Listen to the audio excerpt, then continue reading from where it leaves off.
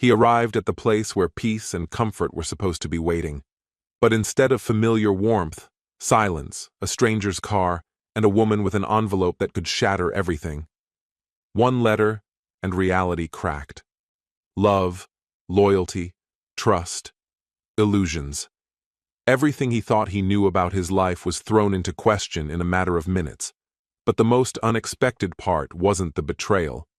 It was who the woman sent by someone else would turn out to be, and what the meeting, meant to be nothing more than a distraction, would truly become. Greetings, my dear viewer. Please tell me which city and country you're watching this video from. Maybe you're watching me from a small town or a gigantic metropolis. Write about it. Make sure to subscribe to my channel and share this video with your friends. It will make me very happy. Let's get started. April 1st rolled in as Preston navigated his car along a rugged, dirt-covered trail. The lines of fatigue marked his features as he made his way to the secluded family cabin he and his wife, Penelope, often used as a quiet getaway. He'd just wrapped up a taxing 3-hour drive after completing a lecture series, and the cabin happened to sit conveniently along the way home. Penelope was meant to be waiting for him. The drive had dragged on longer than he anticipated, and the sky had already dimmed into early evening. His role as a traveling lecturer often took him far from home for long stretches, making this brief pause in the mountains something he'd eagerly anticipated. Penelope, having finally caught a break from the relentless hours at her nursing job, had planned to arrive the day before to prepare the place, stocking it with food, drinks, and a touch of comfort. She was a striking woman, slender yet strong, with dark eyes full of life and emotion. Her appearance in scrubs often drew second glances, though she never seemed to notice or care. Preston had first met Penelope 7 years prior at his brother Travis's college graduation. Penny, then a freshman nursing student, was there to support her roommate Monica, Travis's girlfriend at the time. After the ceremony, the four of them grabbed dinner together, and something sparked instantly between Preston and Penny. Back then, she had been hesitant about intimacy, and Preston had gently worked to earn her trust and comfort. Within a year, they were husband and wife.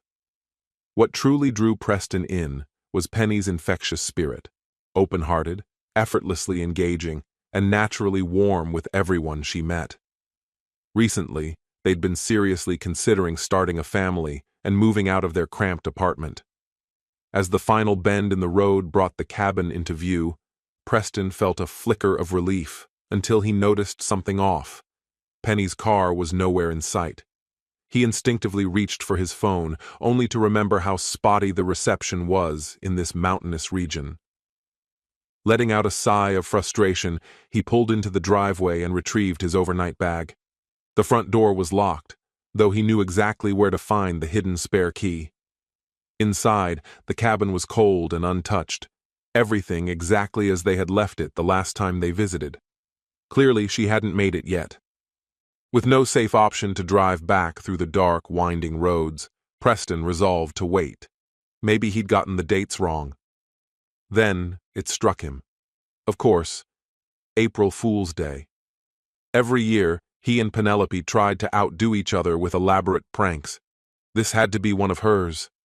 She was probably hiding somewhere nearby, ready to jump out and catch him off guard. He considered turning right back around and leaving, but curiosity kept him anchored. He wandered into the kitchen, but his optimism started to fade. The cupboards were bare, no snacks, no drinks, no sign of preparation at all. If this was her idea of a joke, it was bordering on mean-spirited. Irritated, Preston hoisted his bag again and stepped back outside, thinking he'd just drive home after all. As he locked the door behind him, a pair of headlights appeared in the distance, approaching along the same path he had taken. His annoyance gave way to hope. That had to be her. But as the car drew nearer, his stomach dropped. It wasn't her vehicle. A glossy red sports car rolled to a stop, and a blonde woman leaned out of the driver's side. Preston squinted, puzzled. Had Penelope really gone this far with her prank? The woman gave a relaxed, almost amused smile. "You Preston Adler?" she asked with confidence. Preston let out a short laugh and shook his head. "All right, Penny. This is a good one." Still playing along, he said, "Yeah, I'm Preston." The woman stepped out with the flair of a performer. "No prank, actually. I was hired to deliver something, and I need to make sure you read it." She extended a sealed envelope to him. The atmosphere shifted. What had felt like a silly game now felt suddenly serious. A strange tension coiled in his chest. He tore it open and began reading. "Preston, my love. First, know how much I truly love you. Our marriage has always been my greatest treasure, and I've never imagined being with anyone else. Sure, there have been admirers over the years, but never anyone who made me question what we have, until recently. And even now, nothing has happened. There's a new doctor at work. I caught feelings. Not love, just an intense, irrational spark. To face it and be done with it, I decided to act. He's married, with a child. Like me, he's committed to his family. There's no future in it. It's just temporary madness. So we're leaving town together this weekend.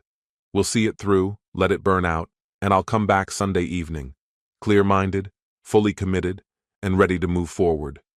To make it fair, to stop you from feeling discarded or tempted to cheat, I hired someone for you. Her name's Celeste. She's a professional. No pressure, no expectations.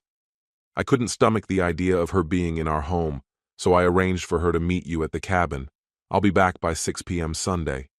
After that, we won't speak of this again. I believe our love can handle this and come through stronger.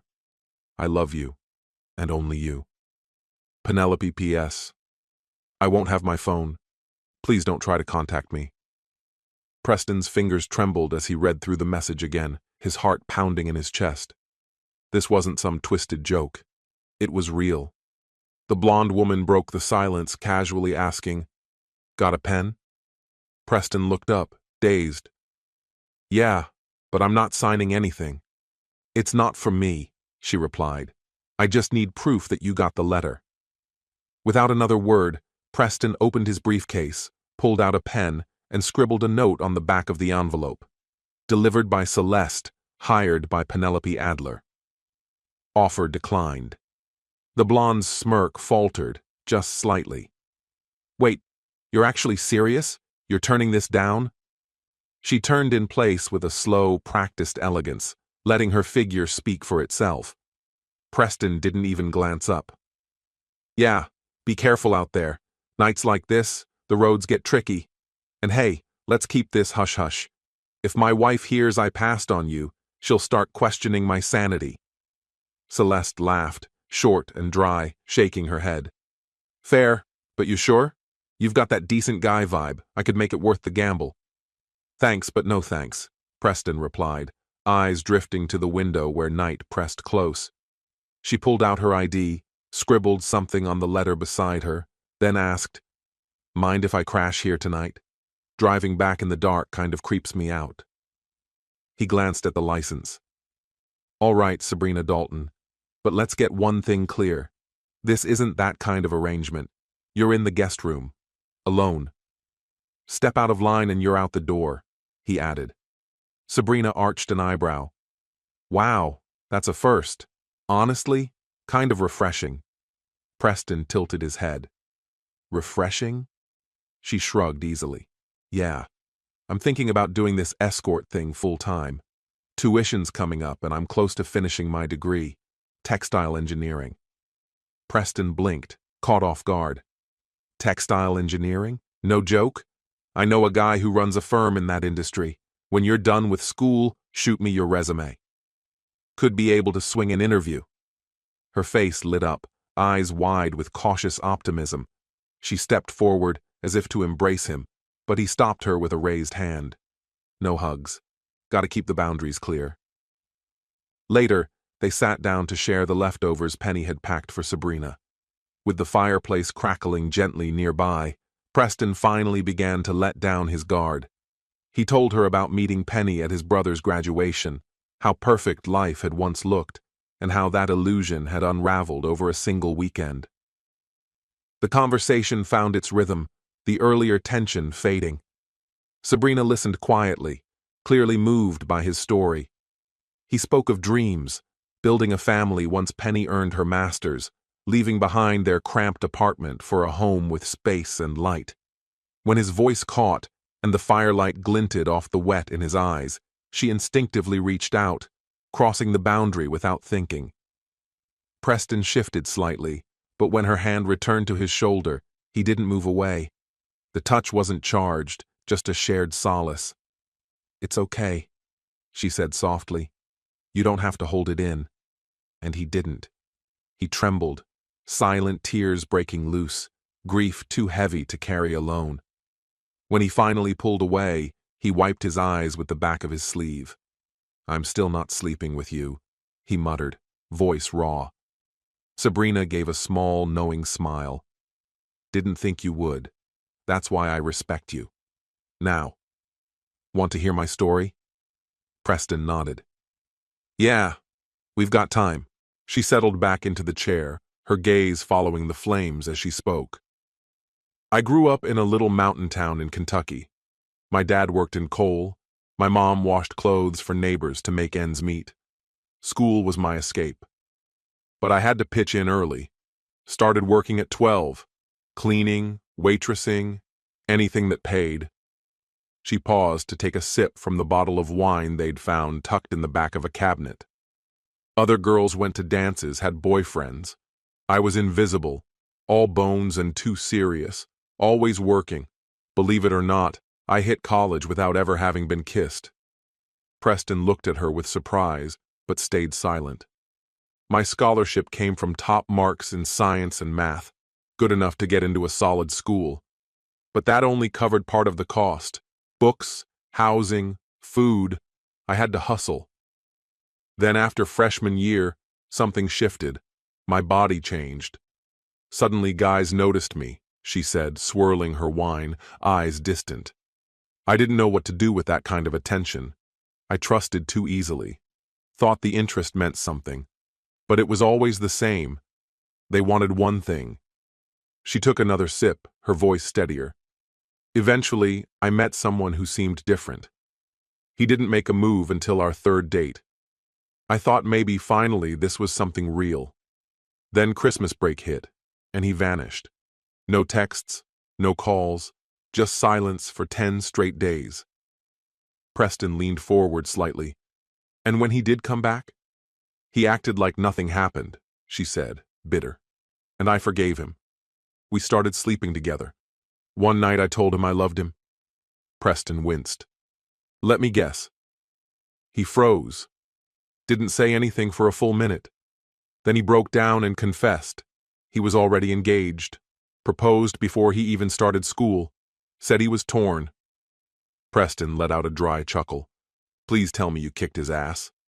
Sabrina's grin returned. Hard. "It happened right there in the cafeteria. I crossed the line. The adrenaline? Unreal. But something inside me shifted after that. I couldn't trust people the same way anymore. Every interaction felt like a trap waiting to spring. I was broke, grasping at straws, and it was my roommate who first floated the idea, escorting. Initially, it was all above board, purely companionship. The money wasn't bad, enough to cover the essentials. But life doesn't stop asking, and soon enough, I had to push the boundaries a bit. Still nothing more than holding hands. I swore I'd never cross a certain line. Her gaze dimmed as she carefully set her glass back on the table. Then your wife reached out. She offered $3,000 for the weekend. Said you were incredible in bed. Her exact words were, "better than most." And now, here we are. Preston ran a hand through his hair, struggling to process it all. "If I'm that good," he asked quietly, "what would make her stray?" "I asked myself the same thing," Sabrina replied with a nod. "She told me it wasn't about love, just raw want. That doctor knew exactly how to reel her in. She said she had to purge the temptation so she could move forward. Hiring me?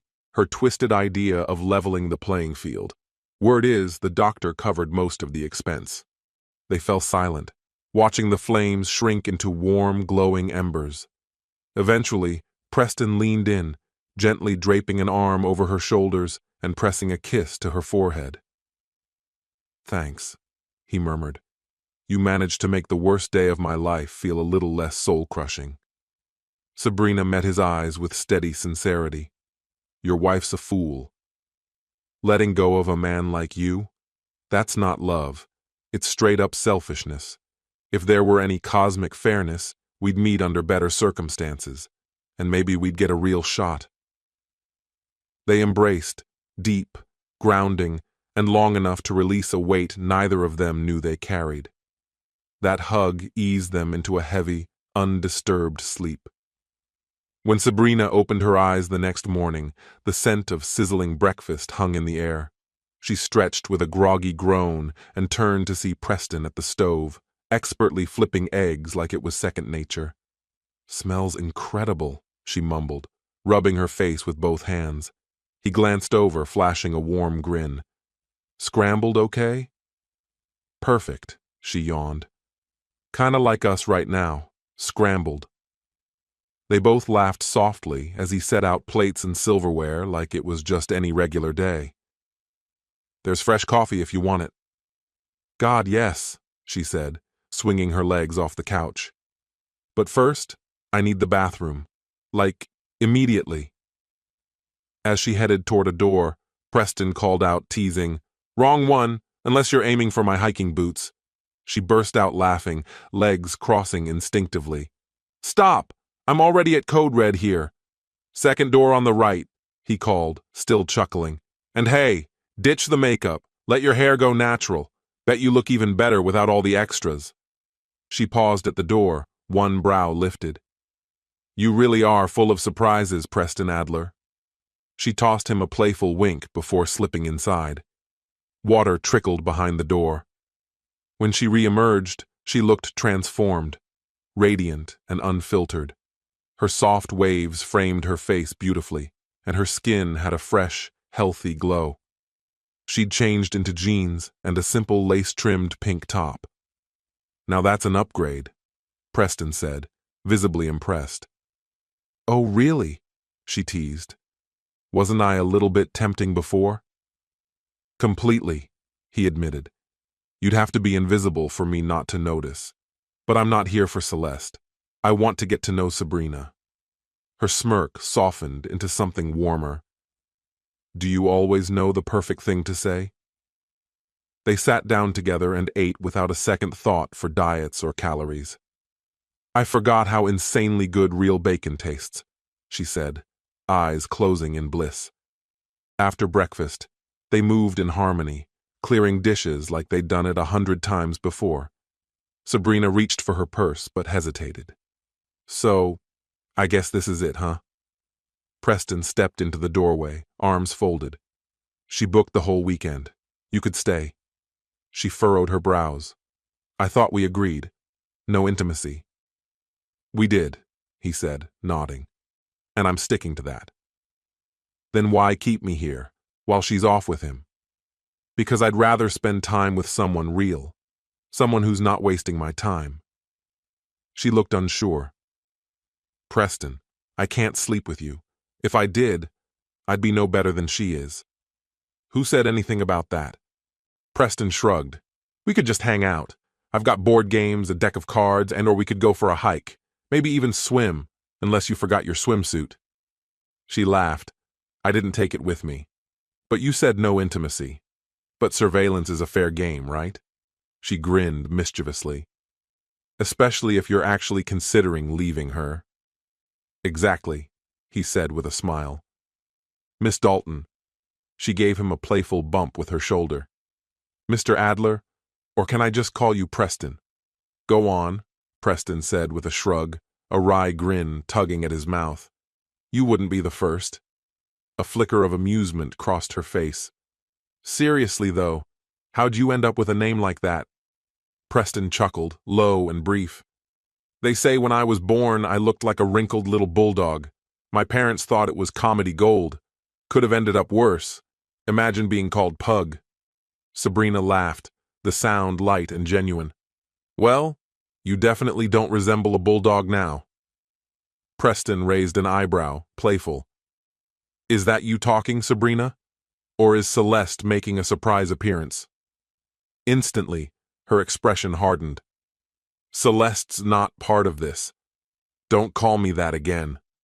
He dipped his head slightly in acknowledgement. Got it. On the other side of the city, Penny sat curled on her couch, anxiety eating at her like acid. Every piece of this plan had been meticulously orchestrated. She'd written the note, found a reputable escort, arranged every detail with care. But now, with the hour fast approaching, it all felt like a mistake spiraling out of control. Dr. Elias Porter had handed her $2,000 to put everything in motion.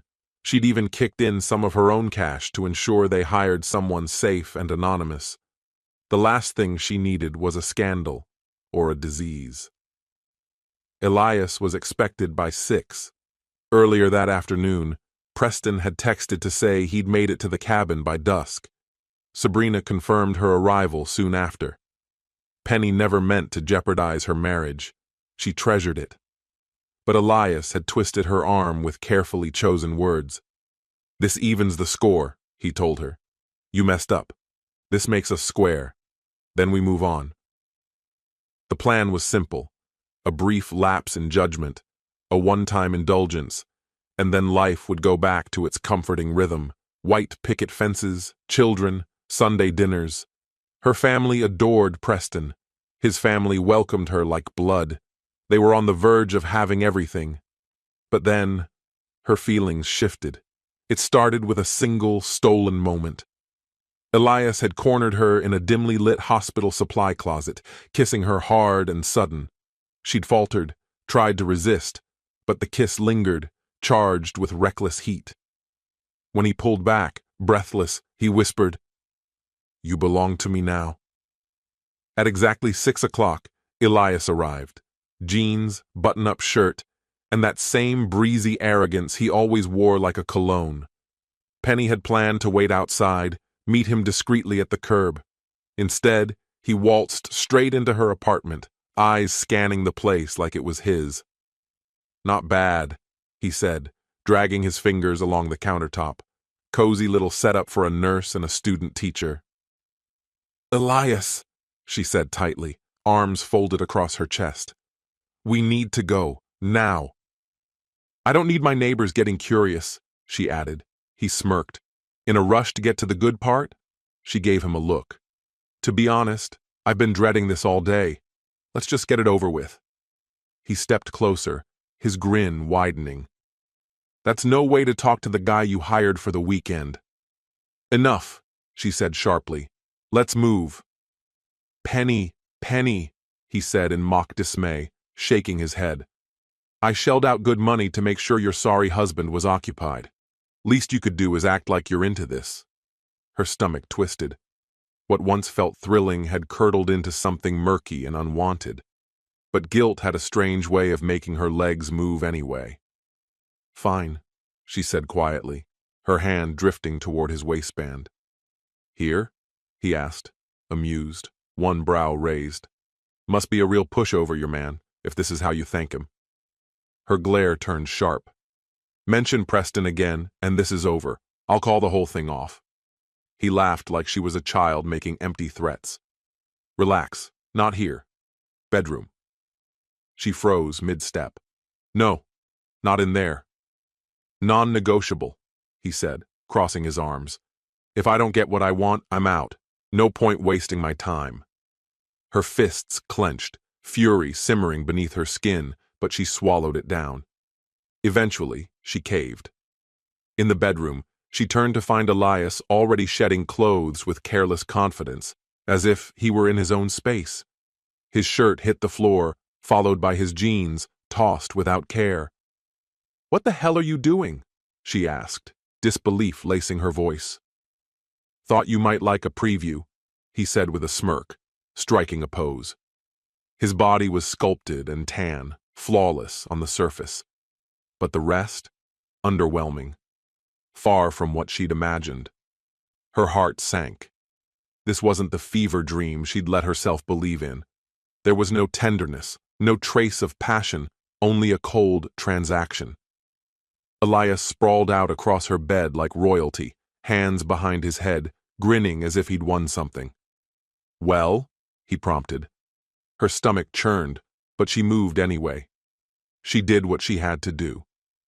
As he lay there, satisfaction written across his face, he sneered, "Bet your husband never makes you feel like this." Then he added with a wink, "And guess what? You've got me all to yourself. 3 whole days." That broke something inside her. When it was done, Penny fled to the bathroom and slammed the door shut behind her. The charming doctor she'd once fantasized about was gone, replaced by a smug, entitled stranger. She gripped the edge of the sink, struggling to breathe past the weight in her chest. She splashed her face with cold water, trying to calm her nerves, to regain some sense of control. After a long pause, she turned the knob and stepped back into the room. Elias was waiting, sprawled across the bed, completely bare, that same arrogant smile plastered on his face. "Ready for round 2? "That's it. We're done," she barked, scooping her clothes off the floor in one angry sweep. "I told you, Elias, no more crap about Preston." His cocky smirk faltered, lips curling into a half-swear as he scrambled for his jeans. He knew he'd gone too far. Tried to act like it didn't matter, but the chill in the air said otherwise. He'd gotten through to her before. Surely he could again. Penny stood motionless in the kitchen, arms locked across her chest, eyes fixed beyond the glass. The sky outside was darkening into a dusky blue, and her mind wandered, uninvited, to Preston.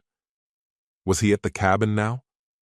Was Sabrina wrapped around him in the sheets, doing things they'd never dared together? The thought struck like a blade, cruel and jagged. No chance of undoing it now. Whatever had happened was done.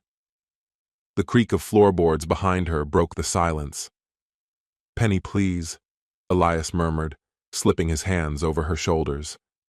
"I didn't mean to cross a line. I thought you liked it when I took charge. Let's leave your husband out of it. Let's just hit reset," he added, voice coaxing. "Make the most of what's left of the weekend." His thumbs worked lightly into the tension knotted in her neck. Her body responded against her will, softening into his touch. She leaned back slightly, confusion and exhaustion blurring her thoughts. "What am I doing?" "I never wanted someone to control me," she said, voice barely audible, still staring at the window. "I just wanted to feel like I mattered, like I was wanted, even once."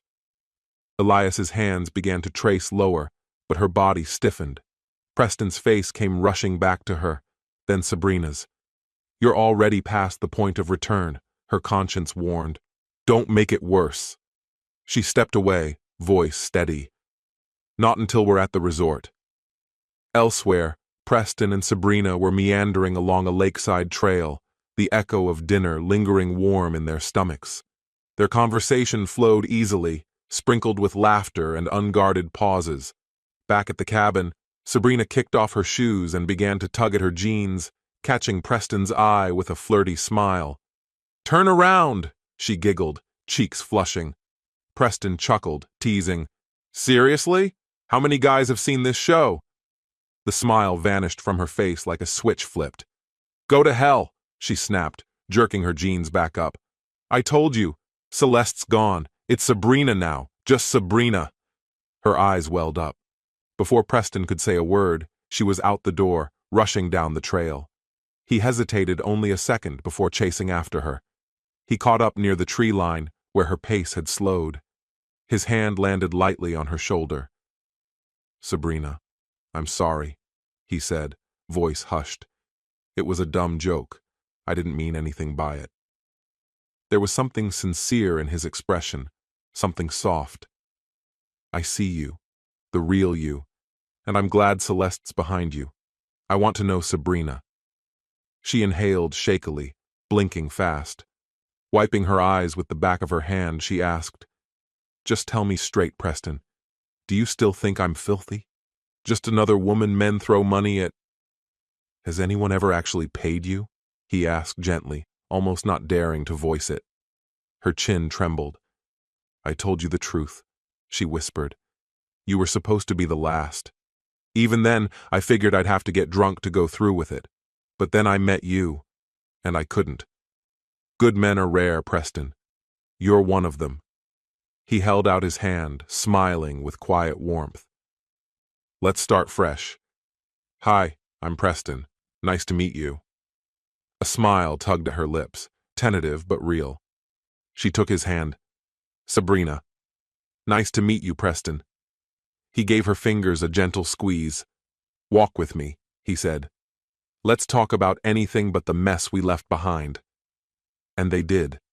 They walked the quiet edge of the lake, trading childhood memories, favorite recipes, little quirks that made them laugh. Turns out they both had a soft spot for Elton John and Creedence.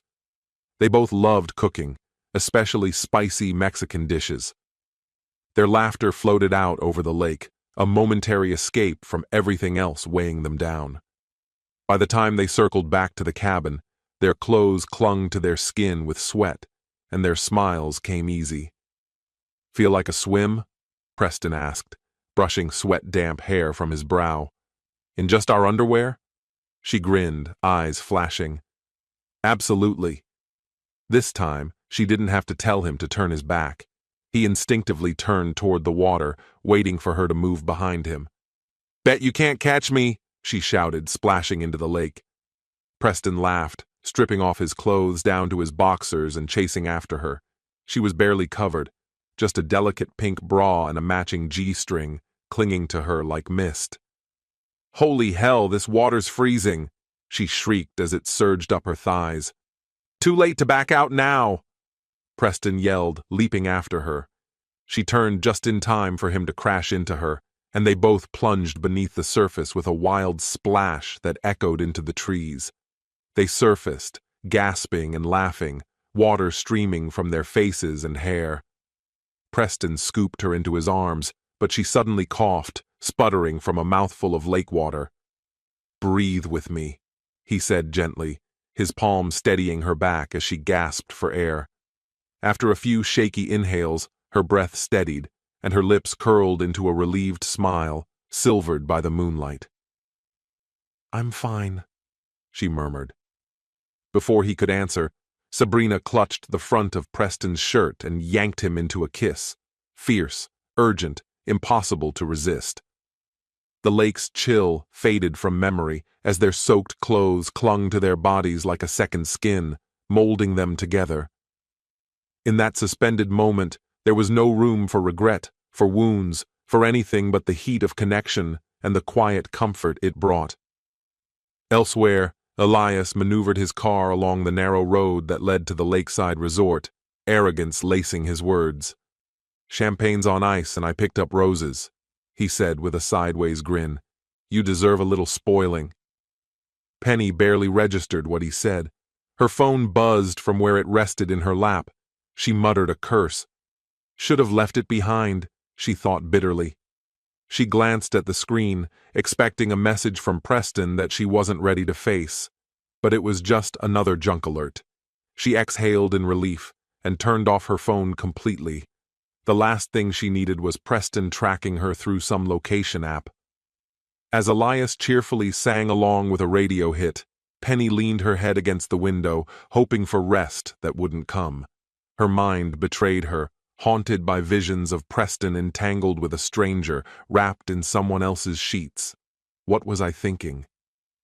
A tear slid down her cheek as a lyric from a long-forgotten song rang hollow in her mind. It's too late now to undo this. The resort appeared in the headlights, and Elias pulled into the driveway with a carefree whistle. We made it, gorgeous. Noticing the tear on her cheek, he frowned. Hey, what's with the waterworks? Penny's throat tightened as she spoke softly. Elias, I can't go through with this. I'm sorry. His smug grin faded. Excuse me? I'll pay you back, every cent. You set up Sabrina to keep Preston busy, but I can't be a part of it anymore. I'm out. You're serious? He asked, voice dipping into something darker, his grip on the wheel tightening. Silence stretched between them. Then he chuckled, low and forced, reclining in his seat. Too late to grow a conscience. Preston knows you're with me. Even if he doesn't take the bait, the wound's already been cut. You've crossed the line, Penny. Good luck cleaning up this mess when you get back. She stared at him, heart wavering. Just promise me, she said quietly. No threats, no guilt. Just let me leave when I want. Elias lifted his hands in mock innocence. Cross my heart. If you want out tomorrow, I'll take you home. Her shoulders relaxed just a little. No threats? You're not about to run and tell everyone, are you? Hell no, he scoffed. Last thing I need is my wife hearing about this. She gave a slow nod, uncertainty still clouding her features. Okay, I'll stay the night, but after that, I make my own decision, and nothing else happens. Understand? Sure, he said, too easily. But behind the casual smile, his eyes were sharp and watchful. For the first time, a crack formed in his confident mask. Maybe his grand plan wasn't as foolproof as he believed. Back by the lakeside, Sabrina finally pulled away from the kiss, flushed and breathless, then dashed toward the cabin, casting a playful look over her shoulder. You coming or not, slowpoke? She teased, curling a finger to beckon him forward. Her gaze drifted down, and a blush crept into her cheeks. The outline beneath Preston's soaked clothes left nothing to the imagination. Penny hadn't been exaggerating. Wow. Sabrina had known her share of lovers, but none had ever made her feel this exposed, in the best way. It wasn't just the electricity sparking between them. It was the way he looked at her. Like she mattered, like she wasn't just a distraction or a tool in someone else's game. Her pulse quickened, and for once, it wasn't survival that drove it. It felt honest. It felt right. Preston couldn't look away as she walked. Every sway of her hips, every glint of moonlight catching the curve of lace beneath her dress made him dizzy. She wasn't Celeste, the polished facade. She was something much rarer, real. Still, a whisper of uncertainty echoed in his mind. Can I really fall for someone with a past like hers? But the question faded almost as quickly as it formed. Whatever her past held, this moment was the truth. Inside the cabin, Preston tended the fire while Sabrina rummaged for towels. When he turned, his breath caught. She stood completely bare, glowing in the firelight, unafraid and unabashed, offering him a towel with a teasing smile. Your turn to help me dry off, she purred. Fair trade, I'll return the favor. His hands shook slightly as he touched the towel to her damp shoulders, dragging it slowly down her arms. She sighed, lashes fluttering. That feels incredible. For once, Sabrina wasn't hiding. No seduction crafted for leverage, no carefully worn mask. Just her, open, raw, and real, heart pounding in her chest. Preston's hands paused at her waist, fingers sliding beneath the towel to follow the curve of her hips.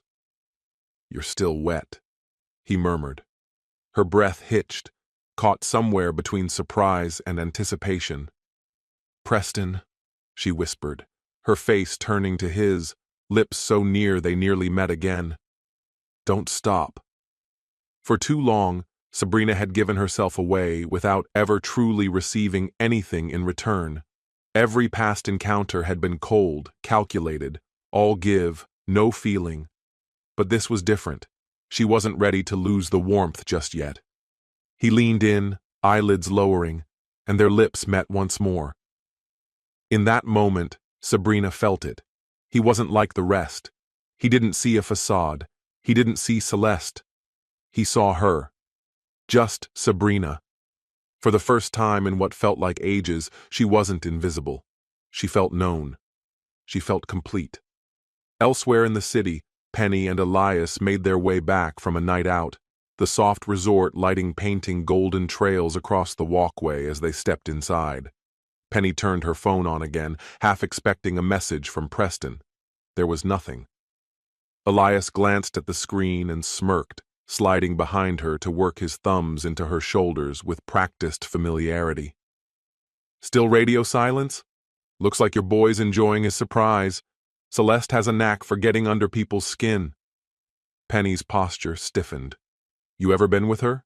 She asked, voice barely above a whisper. He gave a short laugh. Nah. And far as I know, she's never actually slept with anyone she works with. She's all technique, no emotion. Hands only, no kissing, no real connection. Pure business. A chill crept through Penny's chest, her brow furrowing. Wait, are you saying this might be the first time she's crossed that line? That's the talk at the hospital, Elias said, shrugging. If you didn't know what she did, you'd think she was just another student. A sharp knot twisted in her stomach. God, this is exactly what I was scared of. What if this changes everything for her?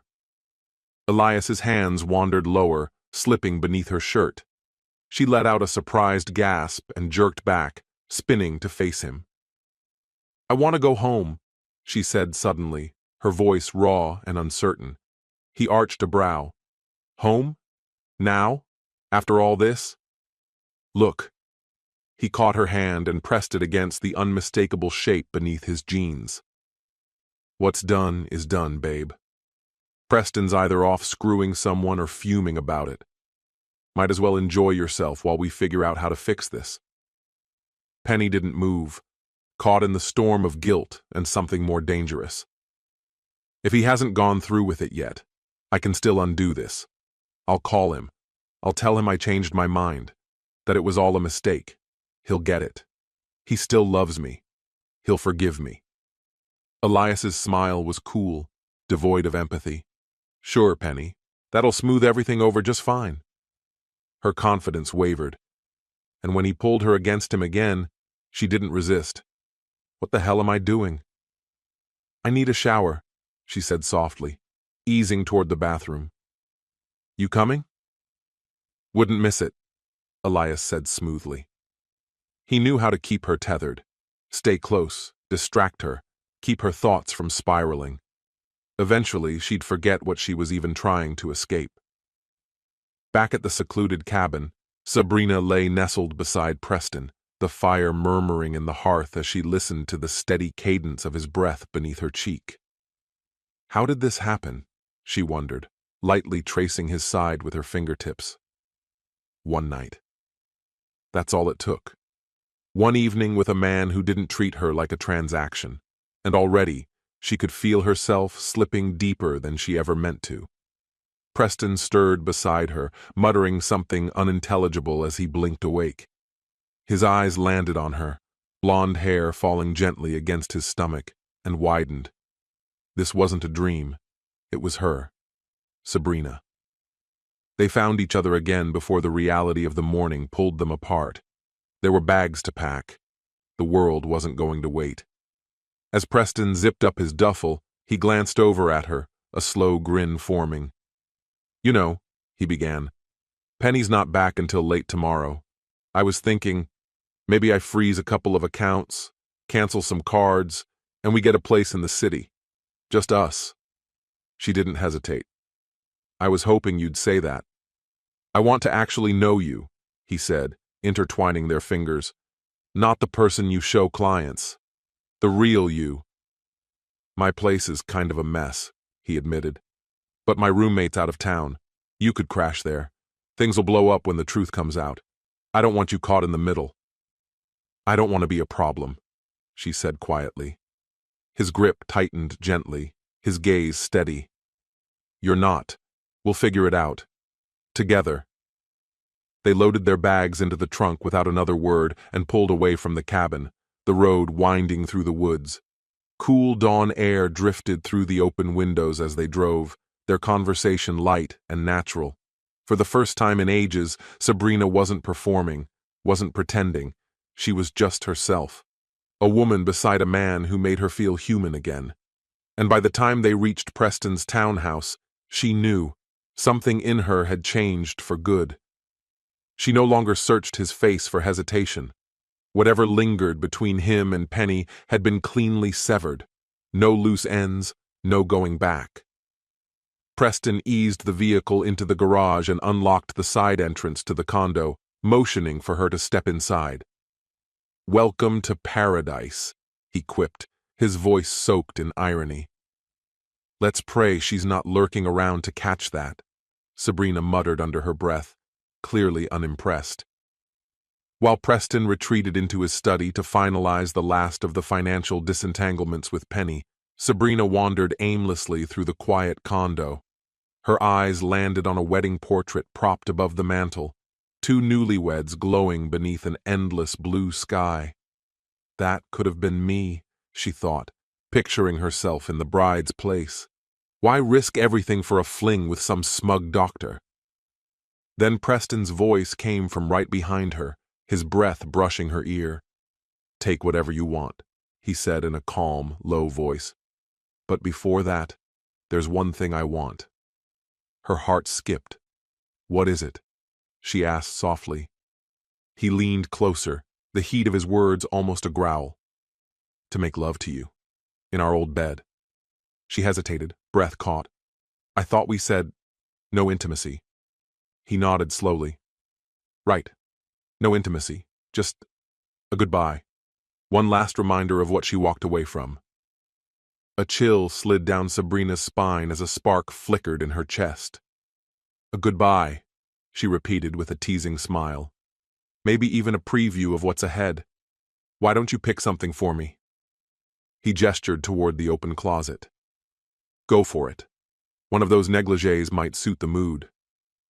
It felt like stepping into a dream, lying back on the same bed that once cradled old vows and sweeter beginnings. But as Preston began to undress, the nostalgia gave way to something more immediate, more certain. The sorrow he once carried had hardened into something sharper. Resentment, perhaps, or clarity. She threw this all away, he thought grimly. For what? A few nights with some silver-tongued fraud? The creak of the closet door snapped him back. Sabrina emerged, cloaked in a sheer nightgown, the very same one Penny had worn on their wedding night. "Perfect," Preston breathed, voice heavy with emotion. What followed wasn't rushed, wasn't reckless. Every movement had intention, each touch held significance. Their hands and lips communicated more than words ever could. This moment wasn't fueled by lust alone, it was rooted in something deeper, a shared reclamation of what had once been sacred. They never crossed the final line, but the intimacy between them left no room for doubt. What passed between them went beyond flesh. In the center of the mattress, a mark remained, emotional and physical, evidence of what Penny had so carelessly discarded. Wordlessly, they stripped the bed, laid down fresh sheets, and stood side by side in silence, recognizing what had just shifted. Preston moved through the condo with renewed purpose. Every framed photo, every sentimental keepsake from his marriage, he gathered and discarded. The wedding album? He dropped it in the trash without a second glance. From the nightstand drawer, he retrieved the engagement ring, a diamond heirloom he'd once offered Penny. He slipped it into his pocket like it was nothing more than spare change. But the gold band on his own hand? That he left behind. No message, no explanation, just quiet finality. Elsewhere in the city, Penny sat stiffly on the couch of a hotel suite, arms crossed, her whole body taut. She had recoiled at Elias's hand on her knee after dinner, stomach tight with regret. He'd tried coaxing her back to bed, saying they could just lie together, talk. But her mind kept drifting to Preston, and the mess she'd made. The charm of the evening had faded, replaced by an ache she couldn't name. It all felt meaningless now, like a waking nightmare she couldn't shake. By noon on Sunday, Elias's car idled outside her apartment. Penny scanned the lot with frayed nerves. "Do you see his car?" she asked, voice stretched thin. Elias reclined in his seat, casually observing the lot. "Nope. Looks like he spent the night with her." He smirked, satisfied. Good for him. Penny closed her eyes, a strange calm settling over her. "I'm sorry I ruined the weekend," she whispered, reaching out for Elias's hand. I love my husband too much to ever do something like this again. Elias squeezed her hand gently, his voice soft. I get it. I feel the same way. I'll never cheat on my wife again either. But it was a lie. Smooth, practiced, easy. His only concern was making sure he didn't get caught. Penny slipped her hand from his and climbed out of the car. She offered a brief nod toward the door, her only goodbye. That's it. Time to put this right. Time to rebuild the life we dreamed of. If only she knew. Penny slipped into the house with a tense, determined quiet, beelining for the laundry room. Her movements were frantic as she tore off her clothes, stuffing them into the washing machine like she could erase the evidence along with her shame. She was so consumed with cleansing her guilt that she overlooked the signs scattered around her. An unfamiliar duffel bag left by the door, a perfume in the air that didn't belong to her, damp footprints vanishing on the bathroom floor. None of it registered until she opened the nightstand drawer. Inside, in the exact spot where her wedding ring should have been, lay Preston's. Placed deliberately, almost ceremoniously, speaking volumes without a single word. Meanwhile, miles away, Preston and Sabrina sat pressed together on a sagging couch, the kind that remembered years of quiet moments. Her head rested softly on his chest, while his arm encircled her protectively. You don't have to stay, Preston murmured, his voice gentle as he gave her hand a subtle squeeze. If it's too much, I can get a hotel, clear my head. Sabrina looked up, her gaze steady, unflinching. I want to be here, she said. It probably sounds insane, but this, being with you, it feels right, like I've always known you. A faint smile played across Preston's lips. He brushed a lock of her hair behind her ear, his fingers pausing, reluctant to pull away. You came into my life when everything was falling apart, he said quietly. I don't think I'll ever be able to thank you enough. Sabrina hesitated, her brow creasing with concern. The money, she said. For the weekend. I've been thinking, I should give it back. I'll handle it, Preston said quickly.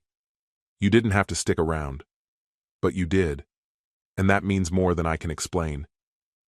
Before she could respond, her phone lit up on the table beside them. She glanced at the screen, and her face went pale. She's back, she whispered. Preston's jaw tightened. Are you going to answer? Sabrina didn't reply. Instead, she turned the phone over, face down on the table. No, I'm done with her. A few minutes later, Preston's phone vibrated with a new voicemail. He stared at the screen for a beat, then deleted the message without even listening. Back at the house, Penny sat perched on the edge of the couch, her phone clutched tightly in her hand. Fear coiled in her gut, clawing at her. She was almost out of moves. If there was even a sliver of hope left for their marriage, she'd have to lie, convincingly. Swallowing the lump in her throat, she redialed his number. Voicemail again. She inhaled sharply and forced her voice to steady. Preston, baby, please, don't shut me out. She paused, collecting herself. You're angry. I get it. And you should be. But it didn't go that far with Dr. Elias. We flirted, kissed. Yes. But I stopped it before it became something irreversible. I knew what was at stake. I couldn't go through with it. And yes, I know about the escort. I know about her. But I forgive you. Her voice caught, and she wiped at her tears with the back of her hand. When I walked in and saw your ring, then found my honeymoon nightgown tossed in the closet, on the floor. Preston, please tell me she didn't wear it. She was whispering now. That gown was ours. It meant something. It was the beginning of us, of everything. Please, wherever you are, come home. I love you. I never stopped. Forever yours, Penny. She hung up, her hand falling limp as the phone dropped to the coffee table. The memories with Elias felt poisonous now, every kiss, every glance. It had all led here, to this spiral of ruin. Hoping sleep might dull the ache, she made her way to the bedroom. But when she pulled back the covers, she froze. A dark, unmistakable stain marked the mattress. An unfamiliar, overwhelming scent filled her lungs, and she reeled back in horror. Her stomach lurched, and she barely made it to the bathroom before she vomited. Gripping the sink, she sobbed uncontrollably. He had done it. The one thing she swore she could never forgive. He'd brought someone else into their bed, their sacred space. The betrayal was absolute. Shaking, she dragged a throw blanket from the linen closet and curled up on the living room couch, trying to still her racing heart as tears dried against her skin. She awoke to shadows. Night had fallen, and only the porch light threw faint shapes across the room. Disoriented, she reached for her phone. Still no word from Preston, just one message. From Elias. So, did he blow up or just leave? Should I be worried? She scowled and called him. As soon as he picked up, she didn't hold back. He was here, Elias. He left his ring. Get ready, he's going nuclear. Elias exhaled sharply. If he takes this public, we're done. Our jobs, our lives, everything. Her voice lowered, heavy with dread. Do you think he actually slept with her? In our bed? He tore up our wedding pictures. God, I hope that's the worst of it. But knowing Preston, he's not finished. There was a long pause on Elias's end. Stick to the story, he finally said. I already told my wife nothing happened. You should do the same. After hanging up, Elias stepped out onto his back porch. In the twilight, his young son chased fireflies across the yard, giggling as they flickered through the grass. Elias watched in silence, a cold realization settling in. He'd thought this would be clean, that Preston would slip, forgive, and forget. But he'd underestimated the man completely. The following morning brought a crushing sense of dread that settled heavily on Penny's chest. Her fingers quivered as she punched in the number to Preston's parents, praying they might know where he'd gone. They didn't. Their bewildered reaction made it clear. They had no idea why she was even reaching out. Anxiety rising, she called her brother next. Martin, please tell me Preston got in touch with you. Penny? No, I haven't heard a thing. What's happening? She didn't respond. Before he could push further, she hung up. Later that day, while checking out at the grocery store, her debit card was rejected. Embarrassed, she tried another. Declined again. The cashier gave her a polite, sympathetic smile as Penny stood motionless, the truth washing over her. Preston had closed their accounts. Her chest tightened. He was severing ties. No explanation. No access to money. No trace of him. He had vanished, leaving her to deal with the aftermath. Out of options, she made one final call to Raymond, the dean of Preston's department and a longtime family acquaintance. Maybe he had some insight. Raymond, it's Penny, she said, her voice taut. Have you heard anything from Preston? I'm getting really worried. There was a silence on the other end, heavy and telling. When he finally spoke, his voice was careful. Penny, I don't want to get involved, but yes, he asked for a leave. Said he needed time to sort through some things. He seemed calm, but different. That's all I know. I'm sorry. Wait, she blurted, but the line had already gone dead. Meanwhile, across the city, Preston was lounging on a sofa, legs outstretched, with Sabrina curled up beside him. Took the week off, he murmured, exhaling deeply. Thought I'd use it to clear my head and figure out what comes next. Sabrina idly traced circles on his chest with her fingers. So the plan is, hide out here all week? He chuckled. Not exactly. I was thinking steak tonight. What about Silver's? She hesitated. You sure that's a good idea? You really want to risk being seen? If people see me, they see me, he said evenly. I'm done hiding. A mischievous grin spread across Sabrina's face. Then maybe I'll wear one of those killer dresses from your wife's closet. If we're making a scene, let's make it worth their while. Preston laughed. Deal. True to form, the moment they stepped into Silver's, They crossed paths with someone familiar. Danielle, one of Penny's co-workers, stood by the hostess stand. Her eyes flicked over them and locked on Sabrina, unmistakably dressed in Penny's vibrant red cocktail number. For a split second, Preston considered retreating. But instead, he squared his shoulders. If gossip was unavoidable, he might as well own it.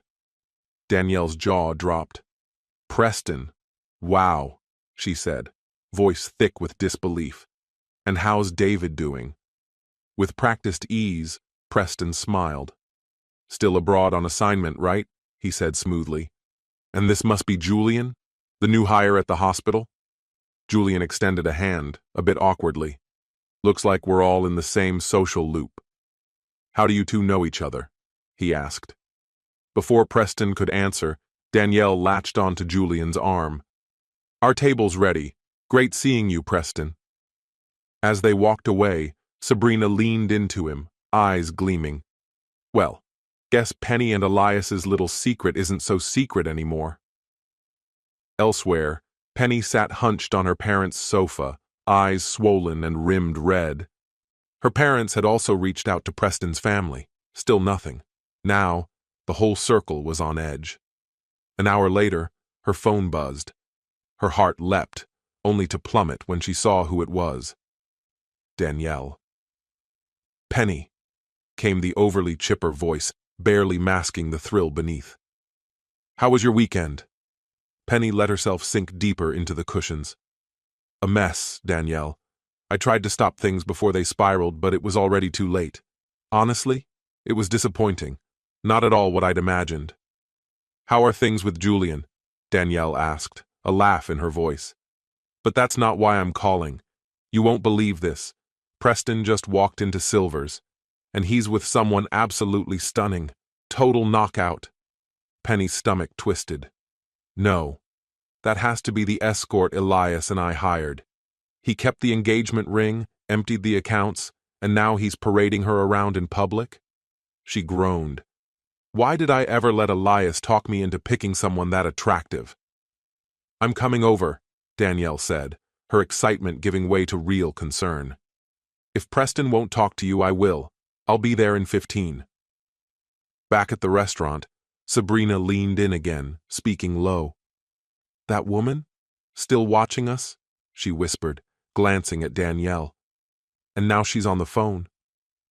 "I bet she's already blowing up your ex's phone," Sabrina said, with a wry twist to her lips. "Don't call her that," Preston growled, tension rippling through his jaw. "She stopped being my wife the moment I read that letter. Real love doesn't come with disclaimers." He tried to lighten his tone, flashing a half-hearted grin. He leaned in slightly, eyebrows raised. "So, anyone new catching your eye these days?" Sabrina smirked, her eyes dancing. "There might be someone. He's dependable, kind of the steady sort. And let's just say, he holds his own in bed. Not mind-blowing, but not bad either." "Still room for a little magic then," Preston said with a low laugh. "Good. I'm not out of the game yet. I'm still shooting for a royal flush." She laughed, reaching across the table to lace her fingers through his. Their private moment shattered like glass underfoot when a piercing voice tore through the hum of the restaurant. "Take your filthy hands off my husband, you tramp, and give me back my damn dress." They froze, mid-breath, caught in a spotlight of rage neither had seen coming. Penny stormed toward them, every step crackling with fury. Before Sabrina could react, Penny's arm whipped upward, aiming straight for her face. Preston moved on instinct, his hand snapped up, catching Penny's wrist mid-swing and twisting it gently behind her back. "That's enough," he said, voice low and sharp. "You're making a scene." All around them, forks stopped mid-air. Conversation fell dead. Every eye was on them. Penny went sheet white, her knees buckled, and she began to crumple. Preston caught her before she hit the ground. "Danielle!" he called. "She's out cold!" Danielle was already pushing through the crowd. "I'm a nurse. Clear some space." She dropped to Penny's side, fingers searching for a pulse. Her expression was tight with focus. "Someone get water and a clean towel. Now!" The bartender rushed over, pressing a damp cloth gently to Penny's forehead. A tense beat passed, then her eyelids fluttered. Confused, she blinked up at Preston. "Babe, I'm right here," she whispered, fumbling into her pocket. She pulled out a ring, his wedding band. "See, I have it. This whole thing, it's been a terrible misunderstanding. Elias and it didn't go that far." She paused, then added, "We kissed, okay? It got a little heated, but I pulled away. I swear." Preston's face hardened into granite. "Oh, but hiring someone to seduce me, that part was just fine?" His tone cut like steel. "Explain that logic to me, Penny." Her expression twisted with fury. She turned her venom on Sabrina. "Her name isn't even Sabrina, it's Celeste, and she's just some cheap trash you picked up off the street." Before anyone could move, Penny seized a water glass and hurled it with all her might. Preston stepped in front of Sabrina, taking the hit himself.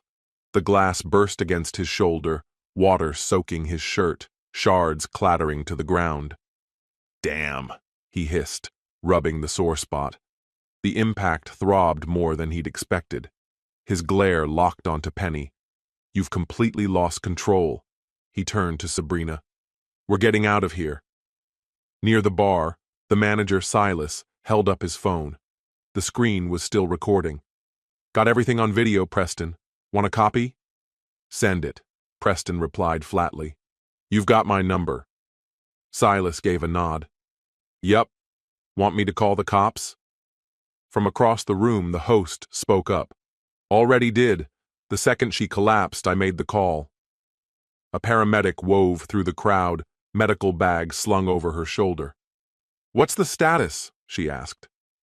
"She blacked out," Danielle replied, still kneeling. "Heart rate's through the roof. She might have knocked her elbow, or hit her head when she dropped." The medic gave a quick nod and began checking Penny's vitals.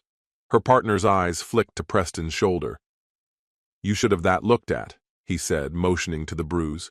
"Could be a sprain or a hairline fracture." Penny's eyes welled up. "Preston, please. I didn't mean to throw it at you. Just come home with me. We can fix this. Pretend the weekend never happened." But Preston was unmoved. "You've done more than enough," he said coldly. "You have until tomorrow night to pack and leave. Call your lawyer. We're finished." Outside, Danielle slipped her phone from her pocket and stepped away from the chaos. "Martin, it's me," she said into the receiver. "You need to get here now. Penny's spiraling, refusing help. It's bad."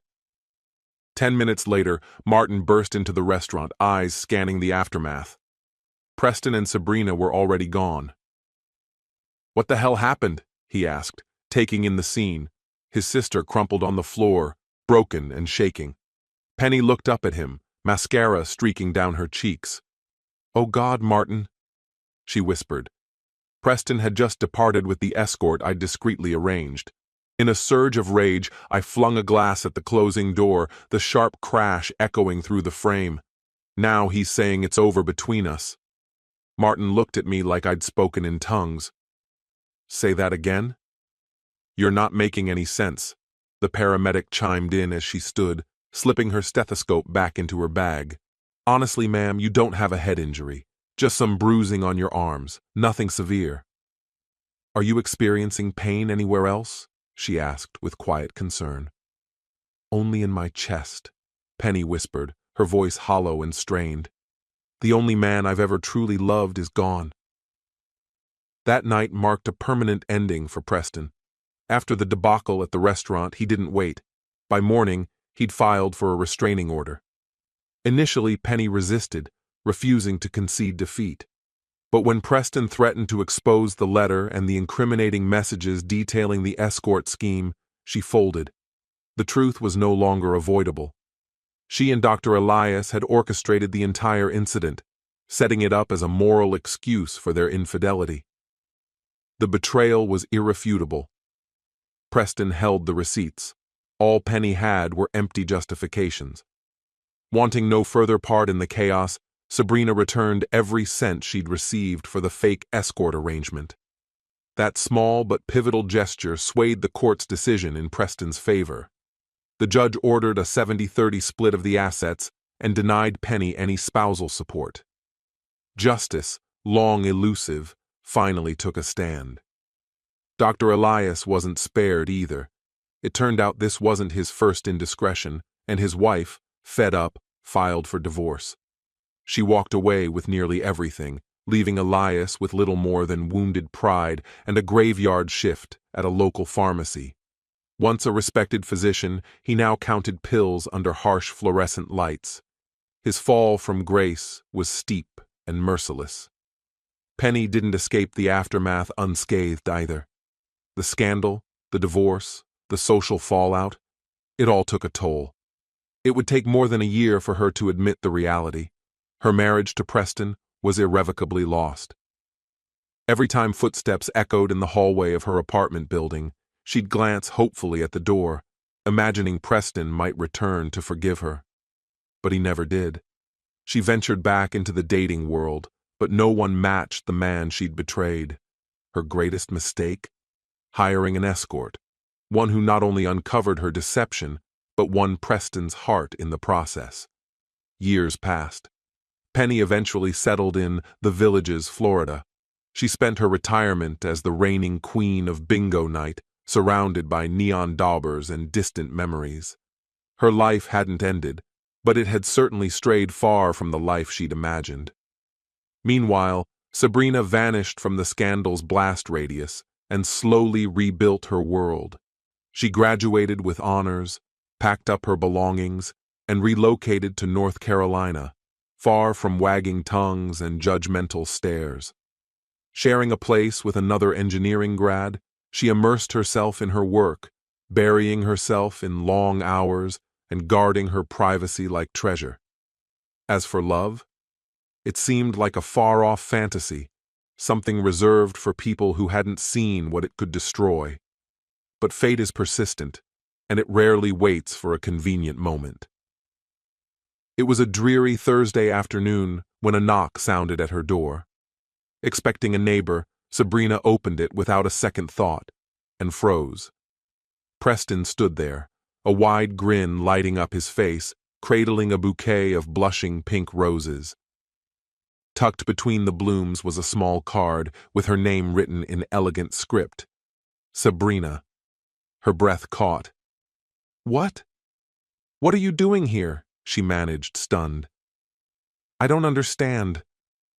His smile widened, the years showing in the soft lines near his eyes. After the dust had long since settled, Preston had quietly hired a private investigator, not to chase Sabrina down, but to check on her. He needed to know if she was safe, if she was truly free of the past. What he discovered surprised him. She had vanished from her former life. She dated rarely, lived modestly, and had grown into someone even more formidable than before. He didn't rush. Preston waited until he was truly untethered, free in every sense. Others had passed through his life, but none stayed.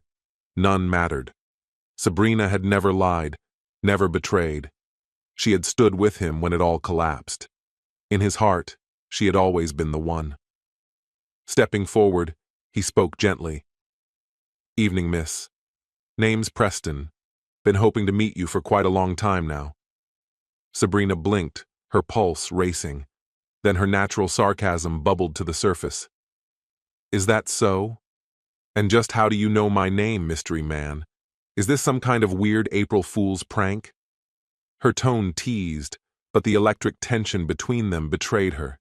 Every inch of her ached to close the gap. Preston laughed softly and held out the flowers. "There's a story behind that," he said. "I was driving through Kentucky and stopped at a tiny gas station off the highway. The guy behind the counter looked like he'd been part of the place since it was built. I asked if he knew a blonde named Dalton. Dad worked in the mines, Mom used to run laundry." Sabrina's eyes widened, lips parting in disbelief. Preston took another step.